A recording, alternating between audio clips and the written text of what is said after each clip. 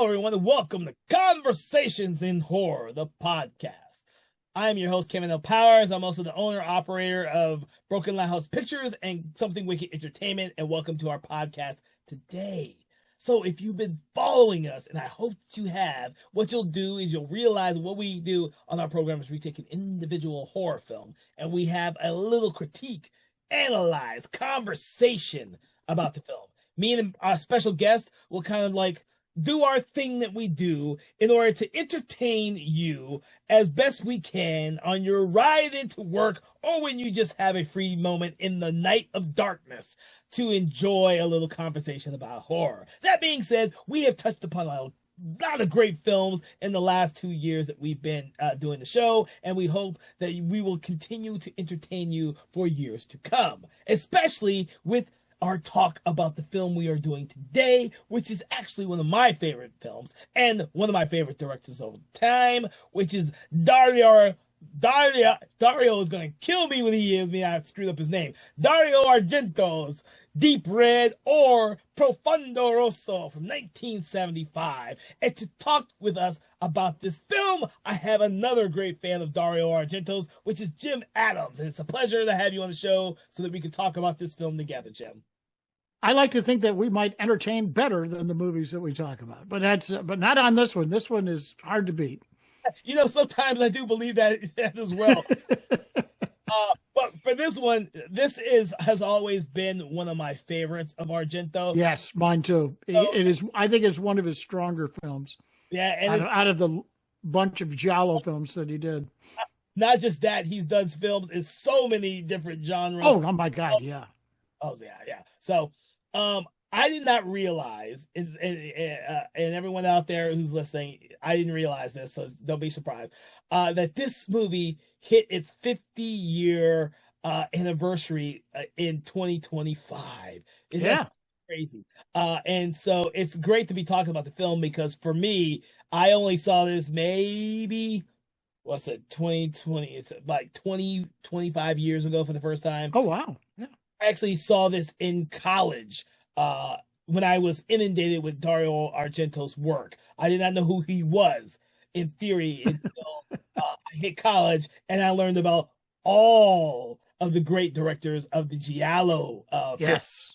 And I just became a huge fan of that genre. And I'm so happy to hear, Jim, that you are a fan of the genre just like I am. Well, I started with a Dario Argento film because I believe he's sort of the father of the giallo genre with the little film called Bird with the Crystal Plumage, which my folks introduced me to. They would go on their date nights. This is when we were living in Raleigh and I was in high school. And I remember they came home one Saturday night. They had been to the movies, and my dad says, "You've got to go see the movie that's playing down there right now." And it told me about this Bird with the Crystal Plumage. He said, "You'll love it. You're absolutely," and I didn't know anything about Dario Argento. I had gotten into some foreign film directors. I was into Bava at the time, and I'd seen, a couple of others. I think I'd seen an Antonino or whatever, but I was hooked on that one. And so when this came out, and any Argento film that came out, like Suspira and some of the others, I was there. I love this guy's work. And I like his daughter's work now, too. I think she does some fun stuff. So the funny thing with me, and before we get into Deep Red itself, is I came to Dario Argento by way of is really funny. One of the films that most people don't like or don't talk about, which is Trauma, that he did in 93. Interesting movie, yeah. I saw that in the theater, not realizing what I was getting into when I saw it. Wow. And of course, that has his daughter in it. Yep. But the thing is, I loved the film when I saw it in 93, but it didn't leave enough impression of me, of the director, for me to go out there and search for his films. Wow. Yeah. That wasn't until I saw the Stendhal Syndrome in 96. I saw that in the theater as well in college. And I was like, oh my God, that movie is fucking phenomenal. I need to know who the heck this is. And I went down a rabbit hole. And you found out it was a legend behind it. Yeah. He was a legend, and he did all these movies. And I started looking up Suspiria, Profondo Rosso, phenomenon, and I just went down Oh, absolutely. No, I mean it's very addictive with him. his movies were addictive to me, and I started I Yeah. started learning about Giallo. I started to watch all of the great ones. I learned about who Mario Bava was, Oh who yeah. Roberto Bava was. I learned all of these people from simply him. And then, like I said, I don't. There's not enough people who talk about the Stendhal syndrome, but that movie was like, and I saw it on the screen in my Yeah.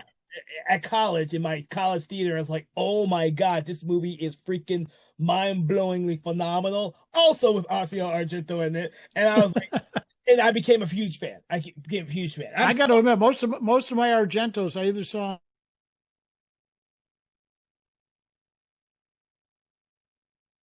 with the exception of Bird. That's the only one I saw in the actual movie theaters. Mm.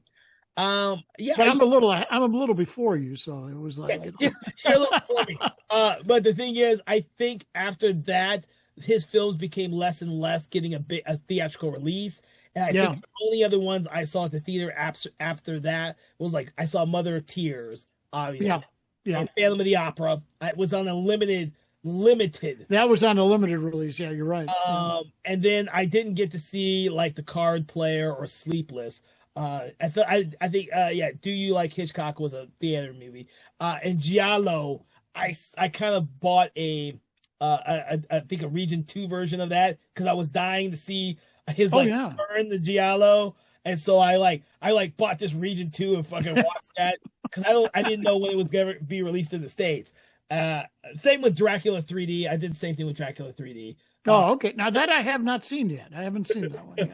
But I'm glad that he's still directing, I am too. Yeah. and he's returned to this Giallo thing because his Yep. most recent film Dark Glasses was a Giallo film. hmm It's good to, even though that's not nearly as strong as this film that we're talking about today, it's still good to see that he goes back to some of those tropes that he had back then for modern day films. It's a shame that he can't get that same audience that he once had before, but that's also because Yeah. the Italian film industry has taken a huge hit in Oh terms of God, yes. Yeah. back then when this movie was made. Oh my God, horror and giallo were the biggest things that the Italian. Absolutely. No, absolutely. The 70s. They own Oh the 70s. God. Yeah. But nowadays, the Italian film industry is, from my understanding, focuses on comedies and dramas, and horror usually gets left for television. Yeah. They burned out on horror, I guess, or whatever. Yeah, because you just don't see it coming out of Italy that much anymore. So, but getting back to Deep Red. But Deep Red. Oh, okay. I thought we were talking about Profondo Rosso. No, I'm just kidding. Deep Red. Yes. No, that's how I know it. I don't know Italian very well. Well, no, but I knew it from Profondo Rosso because, like I said, I heard, went to film school and we were discussing these directors, and I'm like, I had to go look for it because I was looking for it for the longest time under that title. Like I was thinking it was going to be that title, like High Tension is Hot Titon. Yes, I had the same problem with that one too. I remember. I was looking for it like I that. don't speak French. I don't know. But yeah, so that's how it was with me, and I still call it both interchangeably whenever I talk. Oh, absolutely, yeah. Well, no, I did if you download like a poster, yeah, for this movie, all the posters are Profondo Rosso. Yeah. So, but yes, so that's my story of getting around to this. Let's talk about the movie itself. Yes. Well, I talk a lot about The Bird with the Crystal Plumage. This movie reminds me a lot of that movie. They're very similar, and the stories are very similar. I mean, you've got in that one, it was an American writer who witnesses a near murder, and it leads to a serial killer that they're trying to track down. In this one, you've got a jazz pianist from England who witnesses a murder and an actual pretty grotesque murder, and then it opens up this whole can of worms of him trying to figure out who the serial killer is that's behind all these murders. Yeah, which is really cool. Our main character is Marcus Daly, and the idea of him being a jazz pianist is actually really cool. Yes. I've always thought that was really cool. The types of characters that Argento puts in his films, because it's not something that's normal. And his casting. I mean, I love the person he casted, David Hemmings. Yeah, he was. I mean, I know him from Blow Up, and I remember I would see him pop in and out some things here and there. And he before he died, he did a lot of American films and a lot of British films, but I always remember Blow Up. But I mean, it's just when I know when I saw this one for the first time, I hadn't seen him in a while. I was like, oh wow, it's great to see him starring in a movie again, because he's great. He's great in this thing. Yeah. But the thing I like about him is he's very like an everyman type of character in this. Yes, very much so. And that's what works for this film. Is like he's very innocent, naive, or a little innocent. Yeah. Yes, very much so. Yeah. But he and then you see the whole thing from his eyes, pretty much. Pretty much. And now you've got to solve. This is the thing I loved about Bird when I saw it, and why this one reminds me so much of that one, because you're sort of in his eyes and you're solving the case along with him. Yes. And Dario is so good at taking you on twists and turns and red herrings and all this. And I always kick myself when I watch his movies. I had not seen this one in a while, so I'd forgotten some of the details. But I remember that the first time I saw this, I thought I figured it out. I was like about halfway into the movie. I said, okay, I got this. I got this. Talked myself out of it. And then, no, wait a minute. No, maybe it is, and back and forth. And then I ended up on the wrong person at the end. It was like, damn, I had it all along. And then I changed my mind all these times. And he does that all the time. I've seen him do it so many times in his movies. It just drives me crazy. In his most successful movies, I think that is the key to it, and that's why this movie is so well done. It is a mystery that you're watching. Yeah, and you're following Marcus as he gets more or less obsessed, because when he goes in, after he sees the murder of the Helga character, who's a psychic of sorts, he gets obsessed with the details and he doesn't know why, and it pulls on him. So he keeps wanting to figure it all out, and it's something that's nagging on him the entire film, which makes it interesting for us as the audience, because we're trying to figure out why it's nagging him as well. It's this detail that he just keeps coming back, and until the reveal. That's right. Really, of course, if you see it in a movie theater, you can't rewind it to go back to see maybe I missed something. But and I didn't do that this time around because I couldn't remember what the big clue was. And I thought, oh yeah, what was it that he missed? What was it? But that's what drives this film. This film isn't like a big, it's not a slasher film where someone's getting killed every 10 to 15 minutes. There is a lot of time between the first and second kill in this film. And it's all done very intricately with what the Marcus character is doing and how he's going about solving the mystery that he has himself created. When he goes in there, thinks that he sees a murder, he goes into her house, the Helga's house, to figure out if she's dead. Yes. And we go back to this house several times. This hallway that drags on him. There's a detail that he's missing. There's a painting that's missing. Painting that's missing on the wall, are nagging at him. And we see these locations multiple times, and it's like he's giving us a hint without actually telling us anything. Yeah.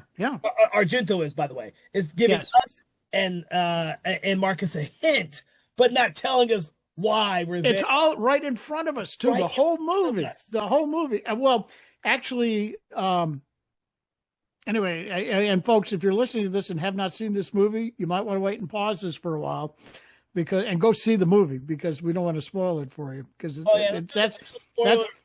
that's all the fun behind this movie is the twists and turns, because you get clues as early as the opening scene in the movie.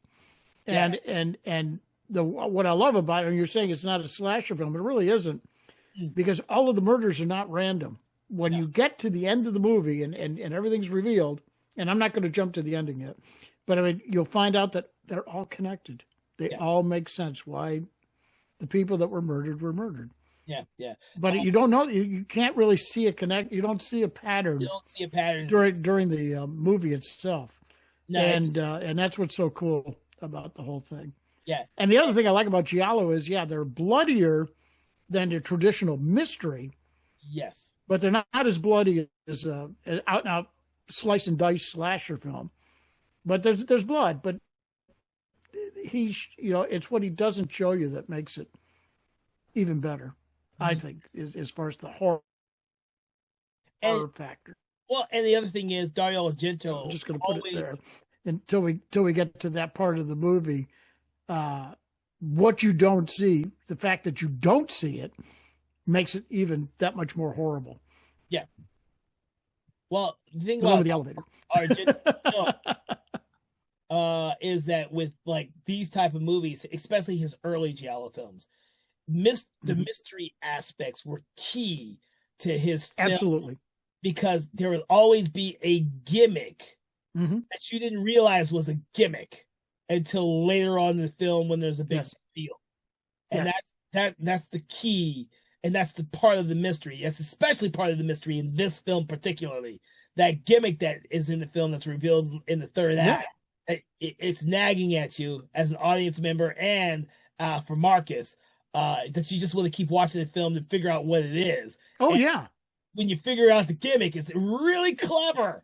Oh, it's very clever. Really very clever. Well, the other thing I really liked about this one too is that he becomes the target of the killer, and he realizes that right off the bat, and it's not his fault. But when he is, he does what he's supposed to do. He calls the police. They're there for Helga when Helga, the psychic, gets killed. That's brutal. And he gets his picture. This reporter takes his picture and says, "Oh, don't worry, I'm not going to, And then that shows up on the front page of the paper as the guy who saw the murder. So now this guy's a total target through the whole movie, and he knows it just because of the stupid reporter who he actually teams up with and tries to help him solve the murder as well. So let's bring her in, which is Gianna Breezy. Yes. Daria Nicolodi. I don't always know whether or not I get her name right, but she's played in a lot of Argento films because they were married almost exclusively with him. Yeah. Yeah, they were married at one point. Yes. But I always forget because I don't keep track of relationships of the people behind the scenes. So sometimes I forget. I get those details a little bit messed up. But the thing is, she played in some of the best movies that Argento did. Oh, absolutely. She helped craft Suspiria, which I loved. I think the last one they did together was Mother of Tears. I think Mother of Tears was their last movie together. Yes. So, Suspiria. Yeah, it's the only film of his that I have a T-shirt of. So I have my Suspiria T-shirt. Yeah. Oh my God! For a while there, I had a lot of T-shirts of Dario Argento. Yeah. But she also brings in a lot of the comic elements in the film. Oh, absolutely. She comes off as both a competent reporter, but also one who's willing to go deep to get the story. Hence why she sneaks the photo of Marcus at the crime scene. She actually sneaks her way into the crime scene. And get right off the bat that the cops and detectives do not like her presence because of the way she is. Which makes for hilarious moments. It's almost like a Lois Lane character. You don't even think about it. She's the Lois Lane and Jimmy Olsen characters mixed up. Yes, in Italy. Yeah, that's right. Yeah. That kind of aggression. Yeah. I think one of the most hilarious scenes in the whole movie, and I love that, and Argento will do this a lot just to take the intensity down, is when they have the phone call. And again, this would never work in a contemporary film because we have cell phones. But he's on a payphone in a restaurant. Oh, yeah. Next to an espresso machine, which the steam is burning his butt, and she's in an office, a real loud office on her phone there, and they can't hear each other, and it just makes for a hysterical scene back and forth. Where he has to stop and say, "Do you have to do that here right now? You're burning my ass," And she's like, "What? I didn't hear what you said." Back and forth. It was just a nice, right in dead center in the film, and just a nice breather you get from the intensity that's been building up. You are correct. I think a lot of the scenes between Marcus and her are like that. I think Yeah. that not only brings a little bit more humanity to the film, but also the comic elements, and Hmm. also makes both these characters seem more human and more. Oh, that I couldn't have said it better myself. That's exactly, yeah. Despite the obvious references and themes throughout the film regarding the sexes and sexism within the film. Oh God, yeah. Well, this is Yeah, 1976, so but that's it's interesting how much it's played in there between the two. Between the arm wrestling that they do with each other, and the fact that he thinks he can do everything alone and he doesn't need her. Yeah, yeah. it would this that type of element wouldn't be made today. But for this film, No, it'd be hard for him. yeah, no. But because in this film they address it right off the bat, it makes for a very great what do you call it? When two characters chemistry between the two. Chemistry. Well, I think they've got great chemistry because I mean, if you didn't know that they were married to one another in real life, it really helps with these characters meshing together so well. Because they do act like an old married couple from time to time in this movie.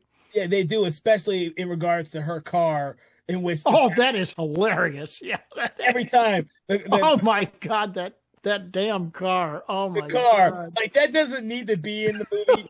It's so fucking hilarious. No, I think it does. I think it does. It establishes those characters so quickly. It's so quick. I loved it in there. I didn't think it was, superfluous. I think that's the word I wanted. Yeah, at all. No, I loved that scene. That's great. I think those scenes are her putting him in his place. Yes, absolutely, absolutely. So it's funny as shit. You notice, and Dario is into visual. I mean, he's visually. Oh, yeah.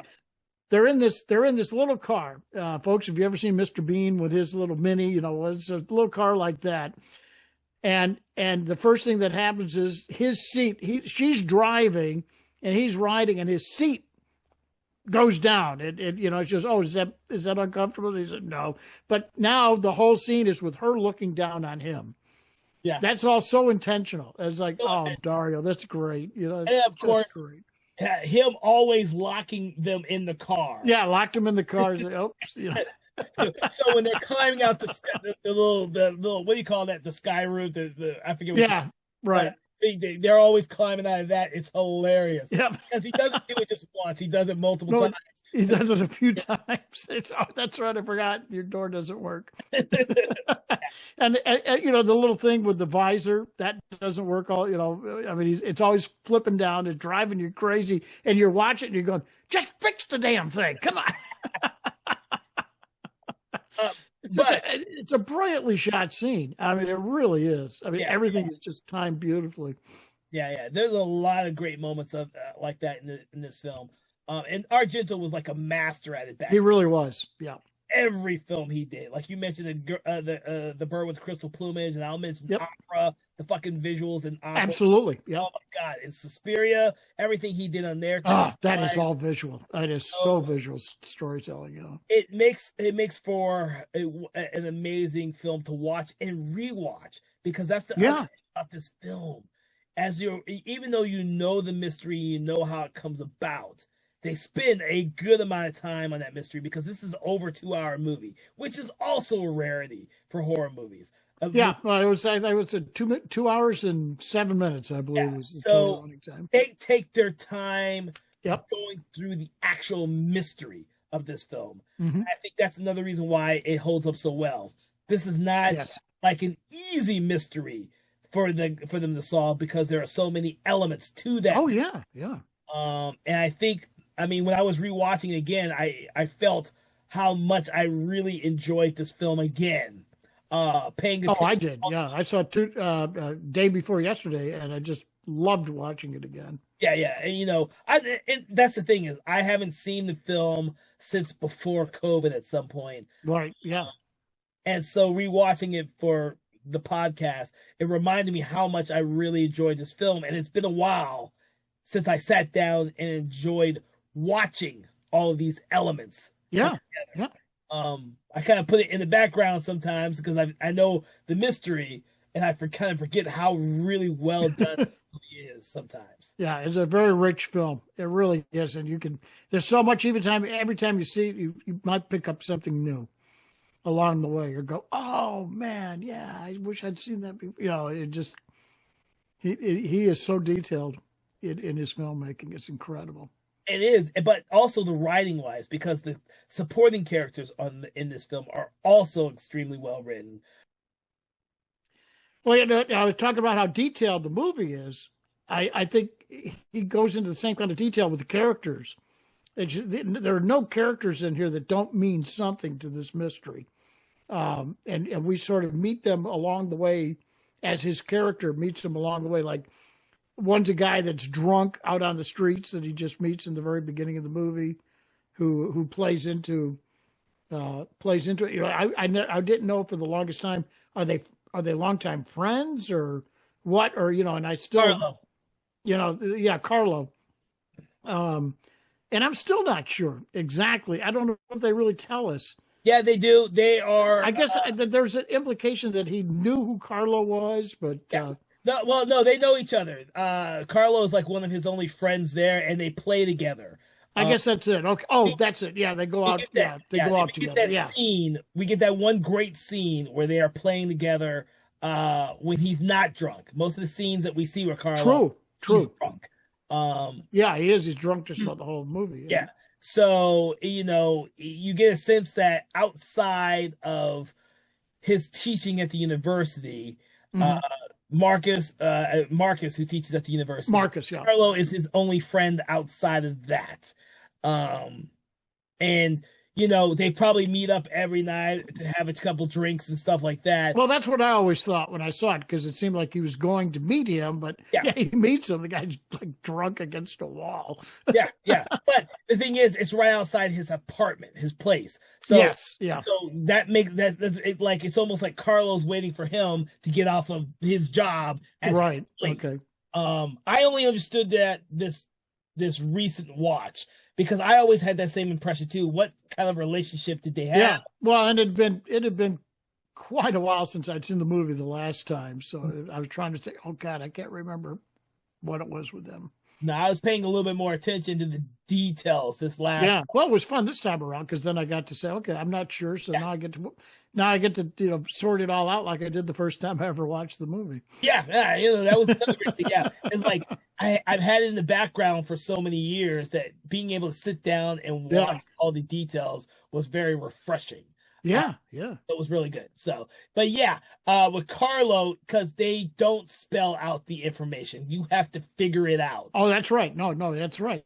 Like I said, in this whole movie, it's what Dario doesn't show you. Yeah, that makes it more powerful. Oh yeah, and much more interesting of a film. Yeah. These characters aren't going to go through and start talking about all this mundane stuff. You know. Yeah. What is it? Marcus knows that his friend has a drinking problem. Oh yeah. Oh no, it's very obvious. Yeah. But he doesn't always know why. So the red herring, the first one, comes in when he comes and finds Carlo with his boyfriend, so to speak. His boyfriend. Yep.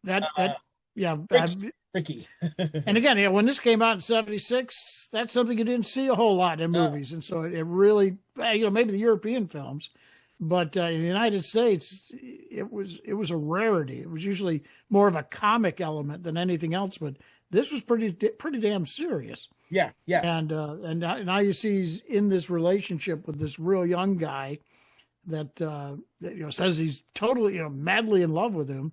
And then you wonder, okay, now that totally colors now what you thought about these other two guys together. You know, they were just friends or whatever. So it really sort of made everything a little more interesting. It gave it a little depth to it. Yeah, I also think that that they both, because of their profession, the jazz pianists, they both kind of what do you call it? Respect each other. Respect each other's talents, which is why you know, Carlo tries to get Marcus to leave and to just put away the nonsense of the whole murder thing. He just says, you don't want to get involved with this. This is bad news. And usually the fact that, hey, you were splattered all over the front page of the paper. You don't need this. Yeah. So, I mean, it's great to have those characters, and Dario Argento does a really great job in crafting a lot of great characters. Like, It's funny to me that Carlo's mom, every time he sees Marcus, thinks that Marcus is an engineer. And yes. For the longest time, I just thought that was hilarious as shit. I did too. No matter how many times Marcus tells her, "No, I'm not an engineer. I'm a jazz pianist." Right. So you're an engineer and a jazz pianist, and he gives up. Doesn't get it. Yeah. But those little things like add a little color to each of these characters. Oh yeah. And I like that. Even the one, Calabrini, who is the one who is with Helga at the very beginning with her. Oh, he's a great character. I love that character. Yeah. That character is so good. Yes. And he only shows up for a small amount of scenes, but he's so intricate to revealing some of the details that Marcus very much so. And he gets into the whole trying to find out who it is too, because Helga, the psychic, had a moment. And this is the very beginning of the movie, folks, where she says, I see murder. I see he's, the person's here in this room, in this auditorium that they're in, that she's having this lecture with, and that sets everything in motion. Yeah. That and then we see something from the eyes of the murderer, or we think anyway. We're not sure. I mean, he gives you a couple vantage points that it could be that, and you're not really sure who's doing what. And then all that gets you hooked right from the very beginning. Yeah, it gets you because then Helga gets it that night. Now, you bring up something I find very interesting. With this film, the gloved murderer, the zipper goes up the center of the glove. Yes. Film. That's a big clue for anyone out there watching it. But when I watched this film originally, it was never a clue to me because I just didn't get it. No, I didn't either. The first few times out, I didn't. It didn't. It's so much more interesting now. Of course, you know who who played the hand. It probably was Dario. It was Dario Argento. Yes, it was his hand. Yes, he played the glove. So that still doesn't give you a clue as to who the murderer is, but he was the stunt hand, I guess, in this movie. Well, he did it so often in his other movies. I know it. Yeah, he was like Alfred Hitchcock. He would sneak in somehow, a body part, just a body part, not the whole body. Oh, Jesus, you're so right about that. All right. What? Oh, and everyone who, if you're not familiar with the Giallo films, one of the main staples of the Giallo film is the gloved killer. So yes, not familiar with that. That is like one of the key things. No, they all they're not stupid. They're not gonna put fingerprints on a crime scene. Which is the funniest thing for me in modern day films. Like they were doing these Italian films were doing this in the 60s and 70s. Oh yeah. And yet people nowadays, when they do serial killers and slashers, they're never wearing gloves. No. They're just in this day and age when fingerprints and just leave a little DNA for those folks. I was like, it's so funny to me now. I was like, but back in the 60s and 70s, Italians were wearing gloves for their killers all the time. All the time. But, the Giallo subgenre is one in which you never see the killer, in theory, except never gloves. You might see feet, you might see legs, or something. You'll see a body part, but in this one you see the hand. Yeah, you see the hand. I don't think you see anything else except the hand. That's it. You just see the hand shots, and that's it. Yeah. So, but that lends itself to and a variety of weapons, variety of weapons. Yeah, which is always funny with the big reveal of who the killer is. The variety of weapons. So, so we talked about that aspect. I do want to talk about whether the aspect of the film before I talk about one of my favorites, which is the music. What's another element we did discuss before I talk about the music? Since I want to get to the music so badly. What, the elevator? Huh? What did you say? No, what other elements? Not What elements. other element? Okay. There's an elevator that you're thinking about that plays a key No, role. there is an elevator, yeah, but we don't want to get to that yet. That's at We're the not going to end. get to that. No, that's at the end. What are the other elements that we want to make sure that we discuss before we get to some of the other elements of the movie? Let's see. Now we talked about the fellow that was doing the Helga show. Yeah. Um, Oh, locations. oh yeah, the locations are beautiful. There are They shot a lot of it around Rome and Turin and some great old cities in Italy. Yeah. Oh, the architecture in this is just architecture and all of the different locations in this yes. play a key role in the character of this role. That's the other thing that reminded me a lot of Bird with Crystal Plumage. They did the same thing. They were in a city. They also went out into the country to a little town, and they do pretty much well. They do that here too as well. Oh yeah, and especially the house that yeah, the old abandoned house. Yeah, the abandoned house. I love that. Oh my God, that is incredible. It's incredible, and it's a key element of the film itself and the story being told. But you don't know that till later because Argento does a great job of like doing this establishment of something and then going back to it and maybe go back to it again. Yeah, because they did start with you see a young kid in the very beginning of the movie witness a murder, and it's a murder of one of his parents. We think anyway that we're not really sure. And then there's the song, that little song that the kid, that a child sings. Yeah. That keeps weaving its way into, before one of the murders, they're after, someone's after Marcus, and they're playing that song outside his door while they're trying to bust into his house to kill him. Yeah. Not they, but the murderer. And I'm not giving anything away, but that wasn't a Freudian slip, folks. There's just one murderer in this movie. And little things like that. So all these little pieces that add up together. Yeah, but that music, that child's song. Oh, it's unreal. It's unreal, yet so catchy and successful and all at the same time. And that the opening shot, the very first shot, yes, playing that music. But then we hear it creep in throughout the movie when the killer is playing it. And the killer plays it while he's trying to write music. Yeah, and it's driving him nuts because he's trying to write, and then he's hear this kid singing, on this record or whatever. Yeah, it's so unnerving yet so perfect for this film. Yes. We all know that sometimes that doesn't always work, but for this film, it works extremely well. And the fact that Goblin supplies the score for this movie is just out of this world. This is one of my favorite scores of the early Argento films. I've listened to this score a billion times because I have. It's an excellent score. Yeah, I have most of his scores, and I'm a huge Goblin fan. This wasn't the film that made me a Goblin fan, but hell, it wasn't a great score anyways, and it's one of my favorites that they've done for films.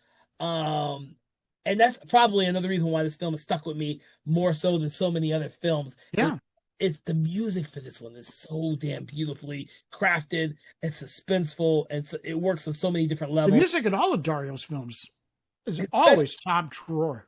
Yeah. They are much better in these earlier films than his. Yes, I think so. Films.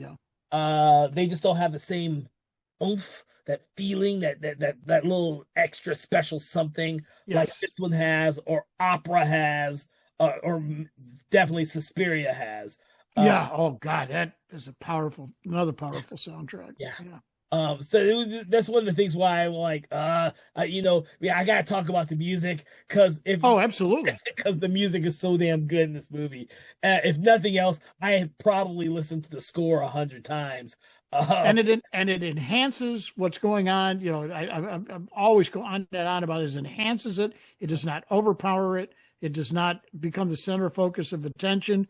But without it, the movie doesn't work as well. Yeah, I agree. Everything works together. I mean, he puts together his elements so beautifully that they all work together like a well-oiled machine. It's just great. yeah, yeah. So of course, if you're not a Goblin fan, you probably won't like this as much. But, True, but you know, who doesn't like Goblin? yeah, I know. No, really. Iterations of the band. Yeah. Each one of them are very distinct. You know, that's why I say when you're listening to these earlier scores versus the more recent scores for Argento film or just Goblin music in general, they are different because the band members have all changed over the years. So they'll be different. And then you know, it's one of those elements that I have to talk about when I talk about an Argento film, especially for the films like this one where the score is so key to the overall film. So yeah, I'm glad you brought because it's a very important part of this movie. Yeah. Which brings me to some of the more some of the more cinematography elements of the film. It's going to be hard for me not to talk about the very final well, not the very, very final sequence, but the last final sequence, when we know who one of the killers are. And I just gave away that there's multiple ways to shit. Well, one of the killers and the elaborate way in which that killer is killed. I can say that because killers are always going to get killed anyways. Oh yeah. No, and again, I want to correct you, but I'm going to give it away the other way now if I do correct you because there is only one killer. No, there is. There is only one killer, which is why I didn't want to. You know, I was like, oh shit. Yeah. But for the only way I can say this with one of the bad guys. How about that? We may be getting to the point where we don't have any choice because we've really. I'm trying to think if there's any other deaths that we haven't. Bad guys. Huh?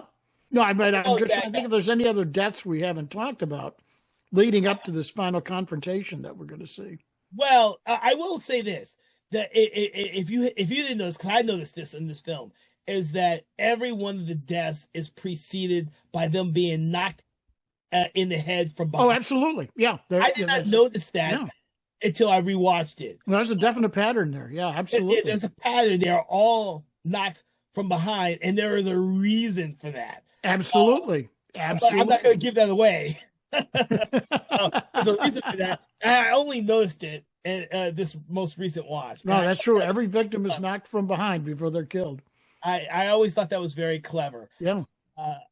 So, you know, stuff like that. It's the way in which Argento put together the logic for the story he was crafting. It all works really well for this film. Some of his films, we all know, his later films especially, the logic doesn't always work. In my opinion, but with this film, I think he was batting 100 here. Oh no, he was hitting all cylinders on this. Absolutely, absolutely. And then and I love the Marcus character because the Marcus character is not only inquisitive, but he's also a really effective detective. Oh, absolutely. Yeah. No, this is not a stupid guy. I mean, he is not. He's very, very, he's I mean, you really root for this guy. Yeah, you do. And that's even the cops do. You can tell the cops like him too. Yeah. Even though, you know, he is a jazz pianist and you might think that he would be less of that type of character. He is actually a really smart and character that you kind of root for and you like to follow in this movie. Yes. Part of that is Hemming's amazing performance. Oh, it is. No, he makes you want to follow him throughout the whole movie. Absolutely. Again, it is. I think it's even better in some respects than Blow Up was, than what he did in Blow Up. But he was real young when he did that one, so he was just getting started. So, but those elements make this movie one of the films I really like above some of his other Giallo films. Absolutely. But I'm also, I will just say this about that ending sequence with one of the bad guys. I'm going to call him a bad guy. That the way in which the camera is used. Oh, God, that sequence is amazing.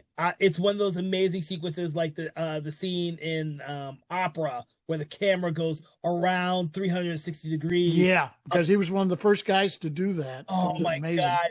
Yeah, it was like the cinematography for this movie is amazing. And it's not just the best death scene I think I've ever seen in a film. It's one of my favorites. It is up there. It really is one of my favorite. As gruesome as that sounds, folks. Out of all the death scenes I've seen in all the horror films I've watched, this is one of the best. It is one of the best. This is why I didn't want to not talk about it, because it's one of the best. No, we were going to talk about it. Yeah, I mean, it's like I warned everybody, hey, we're going to spoil the whole thing because I cannot talk about this movie. I don't mind not talking about the last reveal in the movie. We could skip the last reveal in the movie. No, we can't. It's brilliant. Oh, Jesus. Okay, fine. Then. Well, so hopefully, if you have not seen this film, please just stop listening to us talk about the film and go see the film. Yeah, because we're going to go into these final confrontations, which are very critical. Because we're really pretty much there in the movie anyway. We're pretty much there in the movie already. Except we can go into some detail about this old mansion that we were talking about, this old deserted mansion that had nobody's lived in for like 12. I think the owner said 12 years or something like that. I think it was 12 years. Was supposed to be haunted, and the guy says, "You sure you want to go in there at night? Because that's not a very nice place, and all that, and dangerous." And of course, he's got this daughter who is draws little sketches and stuff like that, and one sort of factors in very heavily into this film. It's another little some homicidal tendencies because she likes to stab lizards. Yes, yeah, boy, you wouldn't believe what she does with lizards. And draws this gruesome little picture that he happens to see behind the plaster wall in the deserted house. Mm-hmm. I said, "No, wait a minute. How did this happen? Wait a minute. Where did you find this? How did you draw this picture?" And then she mentioned that she had seen it in the library or whatever.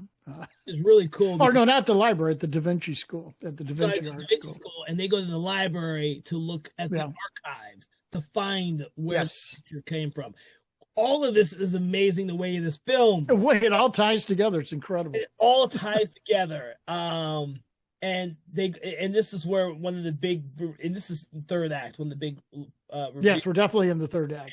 In the library where Marcus and Gianna are looking for the artwork, which is the same as the one that Olga drew and the same as the one that he found behind the plaster in the house. Yeah. And it leads Marcus into the conclusion that if he can find the person who originated with this artwork, he will then know who the killer is. And someone tried to kill him while before he got to the Da Vinci School. He found something else in that house that was pretty gruesome, where he's knocking. He saw where the plaster had been replaced, and knocked it out, and they plastered up a room that just happened to have an old skeleton sitting in the middle of it. A little corpse in there.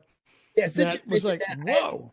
Since you mentioned that whole sequence, I actually want to go into like the little details for that one, because I really like the way that they please, so, yeah, it's course, a great sequence. Well, the thing is that Marcus has been studying this picture that he has pulled out of this house. Yes, of this haunted house. Yeah. Haunted house that he's told is haunted, and the first time he goes into this house, he doesn't see anything wrong with the house. Yes, it seems like he knows what the house is, but he doesn't know anything wrong with it. But it's one of those little details that's nagging at him. It's nagging at him, just like with the murder scene. With the murder scene, and I love that characteristic of him. It's the little details that nag at him, and then he in the middle of the night, he discovers that the picture has a window that the actual house doesn't have. That's right. Yep. That's what how did I miss that? How did I not see that? Yeah. He didn't notice it. It's a detail. But it goes back to the theme of the movies with the details that happen at the hallway at the very beginning, and then the details with the one woman that we did not mention her death. Marguerite. Oh, Marguerite. Yeah, well, yeah. She had a connection with the house, but she was living somewhere else, and he went to see her, but the murderer beat him there. Righetti. I couldn't remember her name. I forgot her name now. Amanda Righetti. And yes, and she was killed before he got there, before he got Yeah. a chance to talk to her about the house. But the And nagging thing is that she was pointing at something and he didn't know what it yes, was. But the yes, details, those little details that nag at him, are details yeah. that he has to figure out and which keeps him going in this investigation. And those elements are what makes this movie so compelling, and makes him a very compelling character. Because And it killed the other guy, and it actually killed the other guy too, because he also investigated that murder scene. yeah, When yeah, when she got killed, he went back and ended up, Calabrini. yeah, Calabrini. I'm terrible with these names.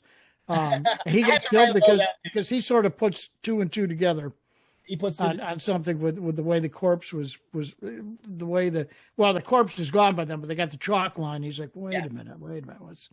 but these details are so so interesting. Oh And, yeah, yeah. of course, at the house, Marcus, instead of like, he knows there's supposed to be a window there, and what he does, he climbs up the outside of the building with a pick, Yes. dig it to where the window's supposed to be, and he sees what looks to be a room, but he doesn't get all the details. But the great Right. thing about this is he's not a very good climber, and he almost falls to his Oh, death. I know. Yeah, the ledge gives away from under. It's a really old house, folks. Yeah, but it's a good setup for when he actually goes inside the house. Perfect. Yeah. Find the other end of where that room Right. / window is, and then he knocks down the wall with that at that point, and he reaches Yes. where he finds the body. Now we don't know who the body is yet. No, we don't. It's We a don't. body. It's like, oh my God, there's a murder we didn't know about. Yeah, there's a one we didn't know about, so that keeps us on the edge as an audience member, because what the fuck? There's a body in this room. Why is there a body in this room, and why was this room closed up? I know. I didn't then though. I sure did. I was like, who the hell is that? Yeah, I didn't either. No, But no idea. those little details for me, and those little bitty things, because they could have easily cut that entire sequence on the outside of the house and just cut to the inside of the house. But They could have, but no, I love the way that you set it up. You're right. yeah, the way it's set up, it's just so brilliant, and it keeps you in suspense, and it keeps you wanting to know more about the mystery as you're watching it. Yeah. The way this movie is crafted is, my opinion, is a great way a mystery should be crafted. And I'm going to mention a movie that's horrible at doing this, and it shouldn't have been. And nobody's going to remember this fucking movie, maybe. But Morgan Freeman starred in the movie Along Came a Spider, which is an Alex Cross movie. And it was analogy. Yep. No, you're right. Horrible, because they rushed through the mystery, and they did not do what they did. The story was horrible. You're absolutely right. First movie, Kiss the Girls. Kiss the Girls allowed Alex totally different. Yep. Mystery. And then Along Came. They just wanted to rush to the end scene, and they just didn't care how they got there. And it screwed the whole thing. You're right. You're right. Part of the great thing of mysteries are you're going along for this journey, this adventure with this character. You have to go on the. That's right. You skip it, it's no longer any fun. No, then it's no fun. Yeah, then it's just stupid. Yeah. I mean, it really is. It's like, okay, I could just go watch the murder, in real time and not even watch the rest of this movie. So, I don't care about these characters and none of this stuff. You don't. But in this movie, you do. A lot of great care taken to knowing each of the characters and how they all intertwine within. And you care just about even for all of the victims. I mean, they all are significant. I mean, I almost felt a sense of loss when one got murdered, because it was like, oh man, I sort of like that person. Man, I didn't think they were going to get murdered. And it was like, especially the guy in the beginning with Helga, when he got killed, it was like, oh man, I didn't think they were going to murder him. I figured he'd be there till the end. He'd help solve it, And in a sense he did, but he didn't survive it. He didn't survive it. So now that we got that thing, because you mentioned it, I wanted to talk about it. If you didn't talk about it, no. I mean, all of this is my favorite part of the whole movie. Is that now it's all starting to tie together. But when it's with Dario Argento, it not only ties together, it seems to open up more doors. It's like, oh man, just when, and that's what makes it so cool, the way he tells the story.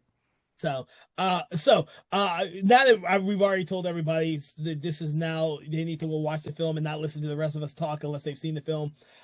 Yes. Should I now mention back to where we were before we went backwards? About Yeah, I guess we can. Yeah. Okay. Well, you know me, I'm a backwards guy.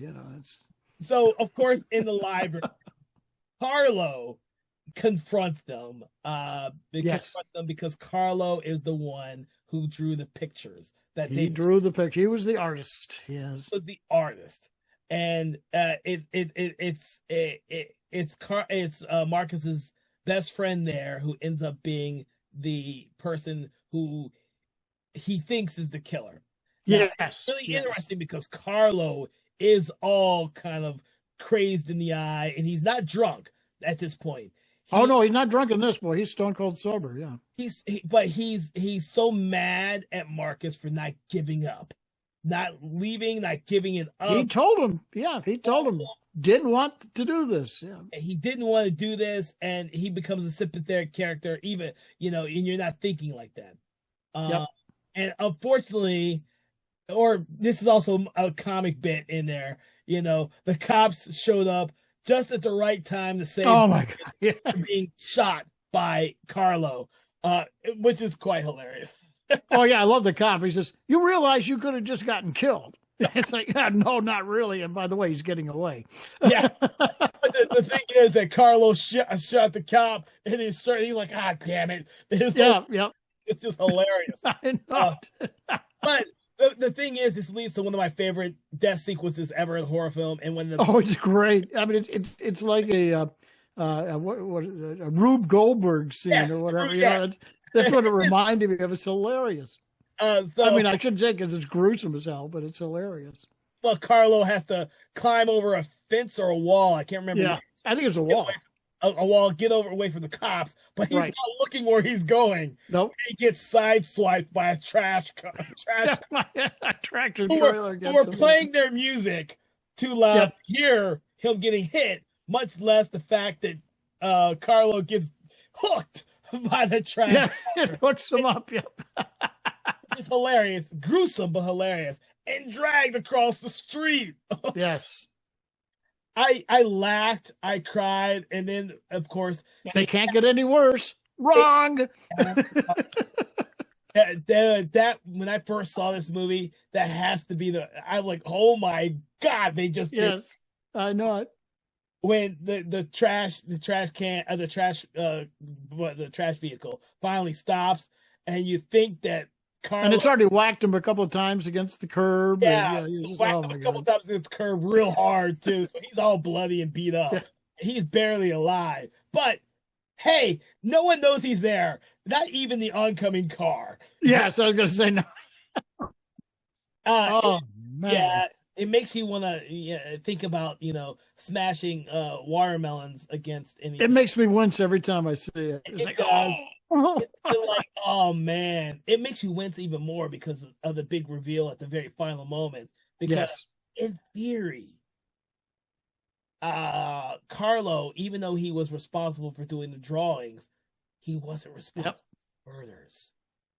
No, he didn't. He was. That's why I was correcting you without trying to give it away. I know. No, there's not two killers because he never killed anybody. He never. And you know what? He almost killed Marcus, but he did almost killed. And that's why you can believe that he sucks at shooting because he's never killed anybody. That's right. That's right. But he's such a mother's son. That when there's the big reveal, when it's the mother who comes to, let me ask you a question. When you saw this for the first time, I don't know how well you remember your first viewing. Mm-hmm. And okay, now you got Carlos, smashed head, dead in the street. Cops showing up saying, "Oh, okay, we've solved this," and all this. First thing I said was, "Wait a minute. There's something not right here. There's something not right with here. It can't be Carlos." And I kept going back and replaying the movie in my head. This is the first time that I saw when I saw the movie, thinking of their first meeting. Their first meeting was just before the first murder. I kept thinking I can rule out Carlo because, all through the movie, I kept thinking I could rule out Carlo. He's not it because he was with Marcus when she got killed, and there's no way he could have made it up into that building and killed Helga, before Marcus had a chance to see it, and but I think all the audience was like forgetting about that. Yes. And then all of a sudden, Marcus goes, "Wait a minute." Details.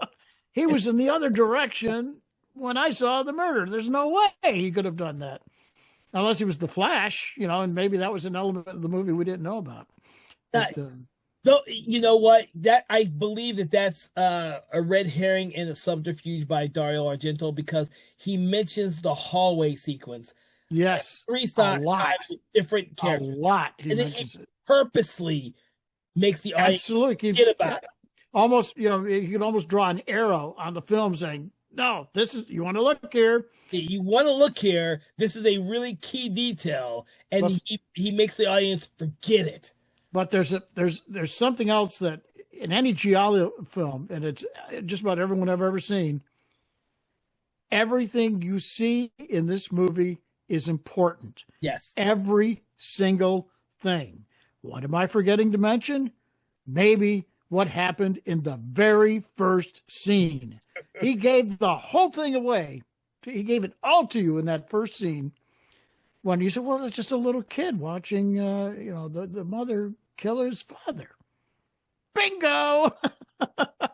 Oh, yeah. And if you noticed, the little kid was standing next to a scribbled sketch that happened to be the one that Marcus found behind the wall, and the one that they had to go look up at in the Da Vinci School that Carlo painted, because hey, that little kid was Carlo.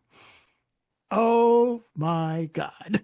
Yeah, but those details are nagging at Marcus, because he believes absolutely, because he can't figure out why it doesn't add up. That's right. He's with Carlo when the first murder happens, so he goes back up to the house, Helga's room, to the hallway, and that's where we get what he really sees cool. The hallway, which I thought was fucking brilliant. No, this is so cool. This is so cool. Where he goes down the hallway and realizes it's not a painting he was looking at when he first walked through the hallway.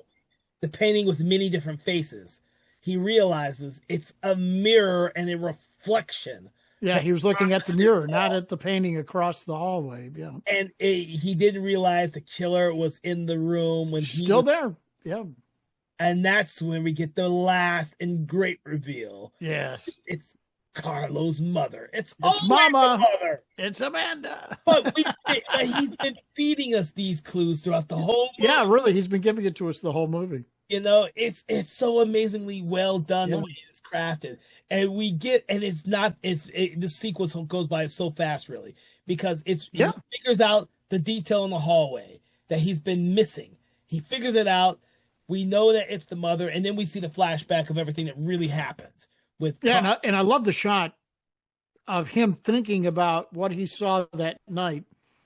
So now we see what he saw. Now he realizes it's a mirror.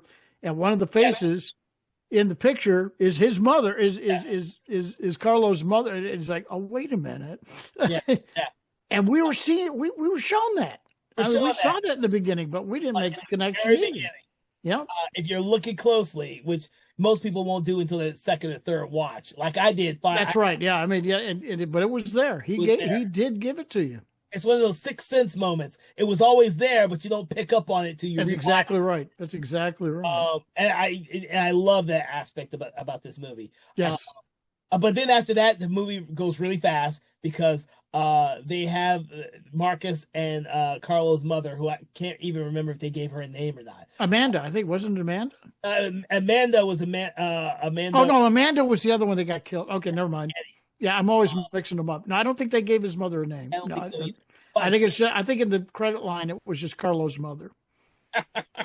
Seriously, I had to sort. That one problem with Argento films, I get everybody mixed up sometimes. Oh, really? Yeah, some of the character names I get all mixed up. Yeah, no, I remember now. It was Carlo's mother in the credit line. Yeah, so that's why you watch the credits at the end, folks. Yeah. So they have a little scuffle and they go outside the room to where the elevator is. Yeah. And Now this is my favorite death scene. as she's kicking his ass, more or less, she's kicking his ass. Oh, she's nailing him, man. Yeah. Yeah, unfortunately, her necklace, which is very elaborate, gets caught in the elevator. And then of course, Marcus has the great mind to turn the elevator on. Yeah, and again, folks, it's one of these old elevators. It's a grating, so you can actually see the elevator going up and down. Yeah. Because most of them nowadays don't do that. Not anymore. And yeah, the necklace falls through it's on her neck, falls through the grating, and then we see the elevator coming up because he just pressed the button and you take it away. The necklace slices through her head. But the great thing is we don't actually see all of this. No, we don't see that. The movie ends on a great shot of the blood pool from her being decapitated, and the reflection in the blood pool, and then it goes to the credits immediately to deep red, and I'm like, oh, that's a great way to end the fucking movie. That was a great way to, it's a perfect way to end the movie. It's a perfect way to end the movie. We don't need any more. This is a movie where we get the mystery solved. Yep. The killer gets their comeuppance or their death sequence, and then it ends because there's not really need for anything else. That's right. But it's a great image to end on, and it goes with the deep red profondo rosso type of ideal there. And I've always loved this ending. I love Carlo's death more than the mother, but it's such a great ending to have the mother be the killer, and then you realize, holy shit, Carlo didn't kill nobody. Now it's funny. The very first time I saw Deep Red, I kept thinking, and again, okay, if you've never seen Bird with the Crystal Plumage, folks, turn your podcast off right now because I'm going to spoil something from that movie. Because I know you guys haven't talked about that movie ever. No, we haven't talked about it. But in that movie, there's a big twist around where it ends up being a woman who's the killer. But you think it's everybody but this one woman. And I won't say why. I'm not going to spoil it that much. When I first saw Deep Red, which was like about 4 or 5 years after I saw, no, it's more than that. Because I saw Deep Red after it started coming out on video. So yeah, it was about like 10 years after I saw Bird with the Crystal Plumage. But I kept thinking, because it reminded me so much of that, I said, okay, it's probably a woman that did it, because that's what he did in the last movie. And then I talked myself out of it. And that was one of the things I kicked myself in the end, where I said, oh my God, I had it. And I had it. I had it. And then talked myself out of it. And he's really good at doing that. He is really good at doing that. Really good. Thinking, but I was about to say, I enjoy mystery movies because I don't try and solve them. Oh no, I get active with them. I pride myself on thinking, let's see if I can solve it before the end of the movie.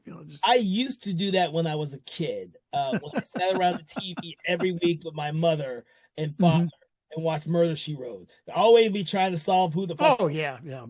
Those are so lame compared to this kind of thing. Yeah, but the thing is this: when I got older, I stopped wanting to do that. I just decided I'm gonna go along for the ride. And then I always see the comments on movies where people say, "Oh, I figured it out 30 minutes within," and I'm like, "Well, that's the reason why I don't try and do that in mystery movies. I just like to go for the ride." Yeah, no, I get that. Yeah. And so I don't try and solve it anymore. So I think in my case, I really lose myself in the character that the movie you're seeing.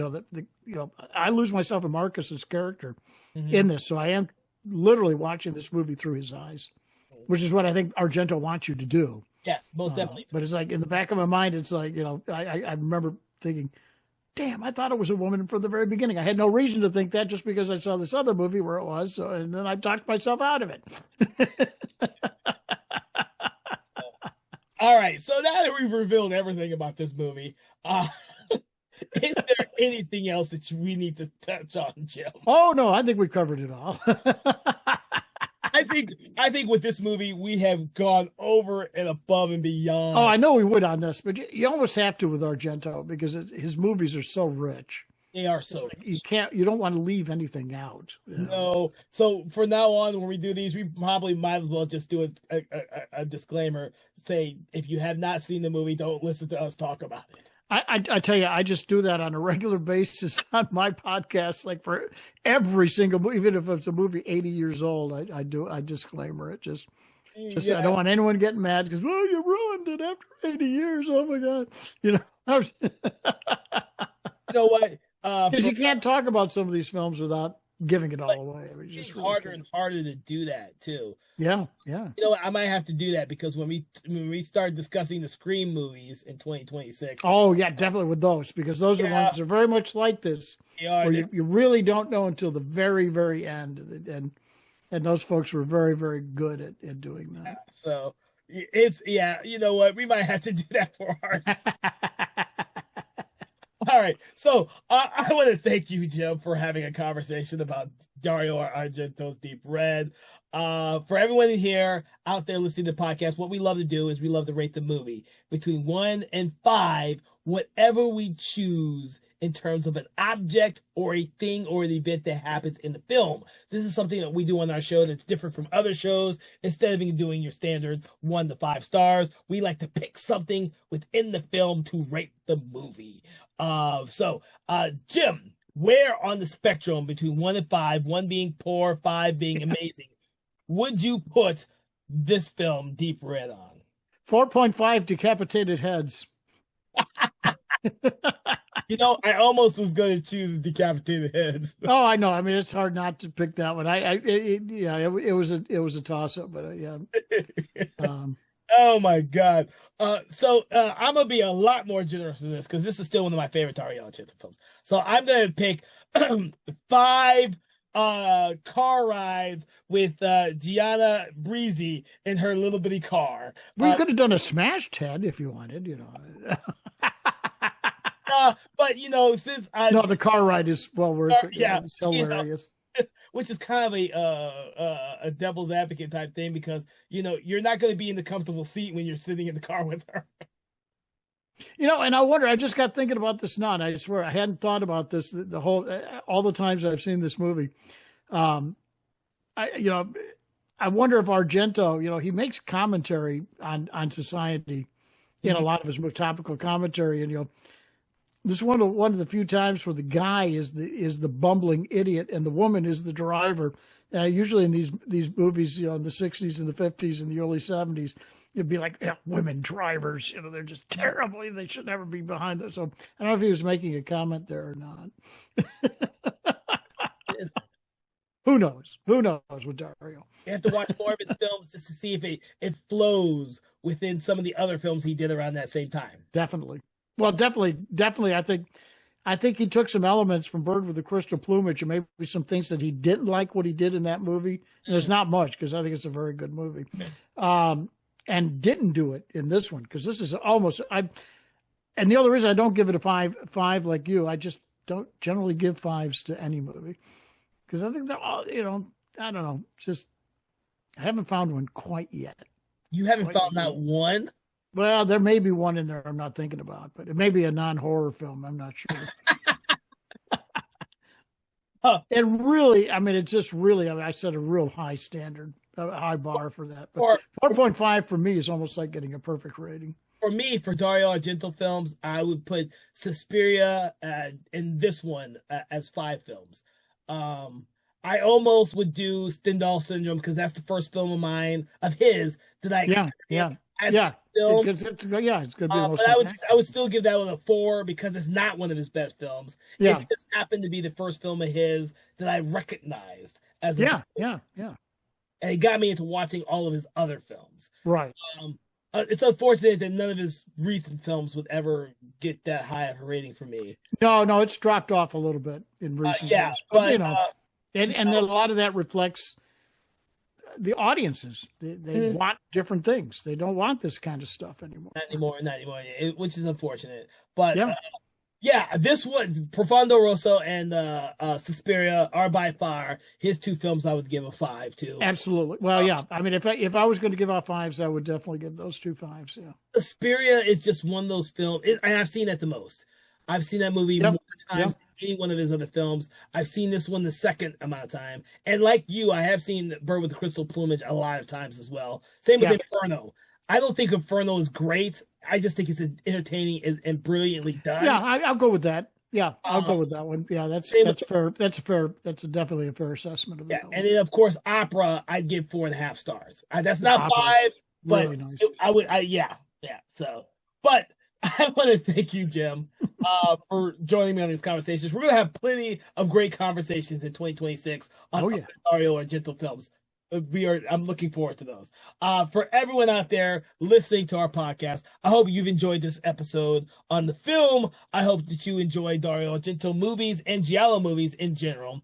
Please make sure to check out previous episodes that we've done. Unfortunately, we haven't done a whole many on Argento, but we've done some on some of the other great directors out there, so please check those out. Make sure to check out our sister podcast, Conversations in Hammer Studio Horrors, which comes out semi-regularly on the very first and third Friday of every month. Please make sure to check that one out. If you're a huge fan of classic horror films and Hammer Studio films, you will enjoy that podcast. From all of us here at Something Wicked Entertainment and Broken Lighthouse Pictures, please have a great day, and we will see you on the next episode. Conversations in Horror is a Broken Lighthouse Pictures production. Written, produced, and directed by Kevin L. Powers. Executive producer Kelly A. Inoka. All contents and material from this episode of Conversations in Horror is copyright 2025 Broken Lighthouse Pictures.